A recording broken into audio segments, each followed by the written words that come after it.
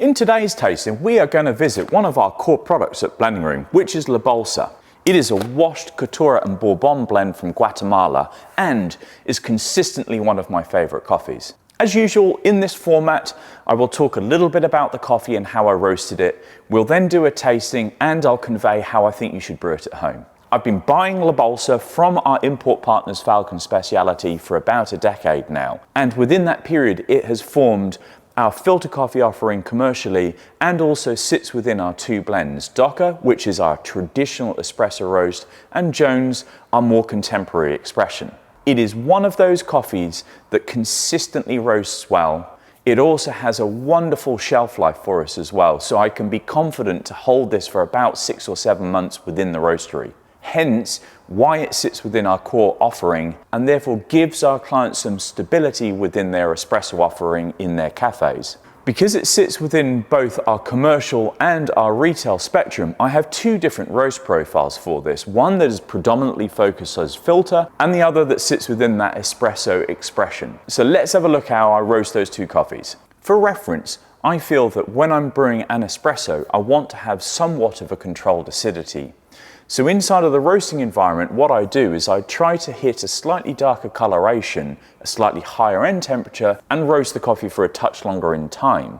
For our filter expression, I want there to be much more fruit, more acidity, and more of that vivacity that you get for filter coffee under dilution. On the screen now, I have both of these profiles up. The green line represents the espresso profile and the orange line represents the filter profile. What you can see here is that the shape of the curves is pretty similar across both. It's notable that the orange filter profile is a faster roast by nearly 30 seconds. There's also a significant difference in end temperature of around 5 degrees between the two roasts. You may also note that there has been a similar pyramid heat application across the two roasts. However, there has been a higher degree of heat applied for the filter roast early on and a shorter and faster taper away towards the end. In contrast, the green espresso roast has had a flatter, higher amount of temperature through first crack, such that I have enough momentum to hit that higher end temperature that I desire,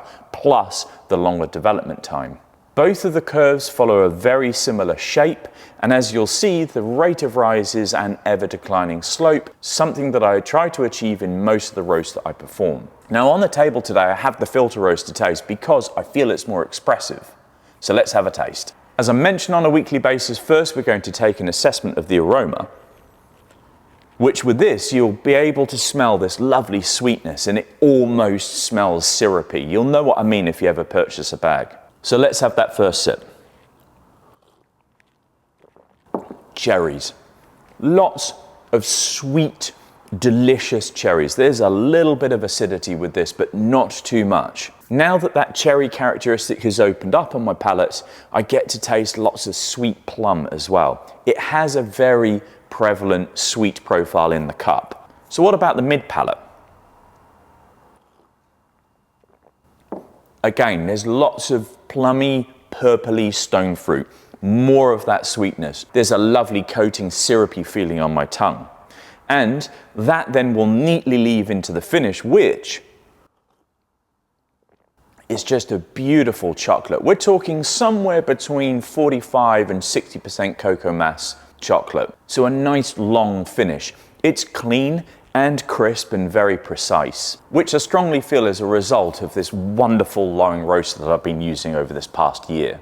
When it comes to brewing La Bolsa, I feel that filtration methods are going to be where this really opens up and displays all of its potential in the cup. So with preference, use a batch filter brew, a Hario V60, a Kalita Wave. You could even have this as AeroPress, but those filter papers that hold back some of those fine particles will allow you to be able to taste that rainbow of deliciousness. I also enjoy this on a weekend through a cafetiere because cafetieres are my favorite Sunday morning brew method. If you feel comfortable with acidity, you're also very welcome to brew this as espresso. Now, please note that this is an extremely light roast profile, so you do expect to have acidity within the cup. And as a consequence, you may need to run a slightly more dilute espresso profile than usual, so maybe a 1:3 ratio. And that was La Bolsa. As usual, I hope this has proved useful. Do let me know in the comments whether you want me to explore any other facet of this presentation. Perhaps you want me to talk a bit more about the farms. Maybe you want me to spend a little bit more time in the roast profiles. Do let me know in the comments and I'll do my best to give it a go next time. And until next time, have a great week and enjoy your coffee.